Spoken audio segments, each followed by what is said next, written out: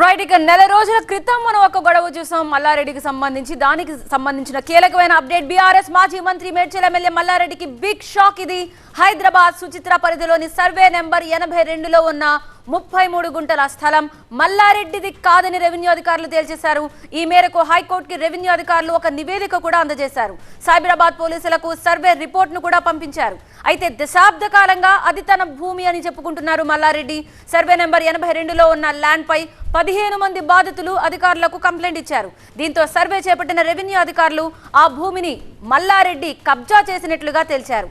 సుచిత్ర ఏరియాలో వందల కోట్ల విలువ చేసే 2.10 అంటే 2.5 ఎకరాలు అనుకోవచ్చు దగ్గర. సో భూమిపై వివాదం నడుస్తుండగా అది మొత్తం తనదేనంటూ మల్లారెడ్డి గత నెల అక్కడ గొడవకు దిగిన దృశ్యం కూడా మనకి ఇంకా గుర్తుంది.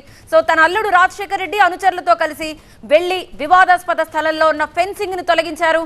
దీంతో అక్కడ ఉద్రిక్త పరిస్థితులు నెలకొన్నాయి. ఇక బాధితుల ఫిర్యాదుతో రంగంలోకి దిగిన రెవెన్యూ శాఖ విచారణ చేపట్టింది.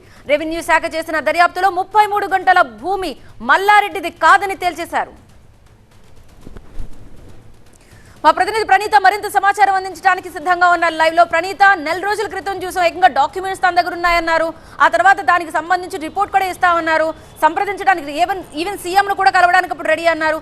ఇప్పుడు ఇంత కాన్సిక్వెన్సెస్ చూసిన తర్వాత ఇప్పుడు మల్లారెడ్డి ఏమంటున్నారు? అయితే ఈరోజు సర్వే రిపోర్ట్ని అక్కడ ఉన్నటువంటి రెవెన్యూ అధికారులు కోర్టుకు సబ్మిట్ చేశారు. ఎందుకంటే రేపు ఈ కేసుకు సంబంధించినటువంటి విచారణ తెలంగాణ హైకోర్టులో ఉంది కాబట్టి ఈరోజే మొత్తం అక్కడ ఉన్నటువంటి ల్యాండ్ అంతా కూడా రెవెన్యూ అధికారులు సర్వే చేశారు. అయితే ఈ సర్వేలో మల్లారెడ్డికి సంబంధించి కేవలం 1 ఎకరా 29 గుంటలు మాత్రమే మల్లారెడ్డికి చెందినవిగా రెవెన్యూ అధికారులు సర్వే చేసిన తర్వాత చెప్తున్నటువంటి అంశం. సో రిమైనింగ్ ల్యాండ్ ఏదైతే ఉందో అది పూర్తిగా ఈ 15 మంది బాధితులు ఎవరైతే ఉన్నారో వారందరికీ సంబంధించినటువంటి ప్లాట్స్ అక్కడ ఉన్నాయి.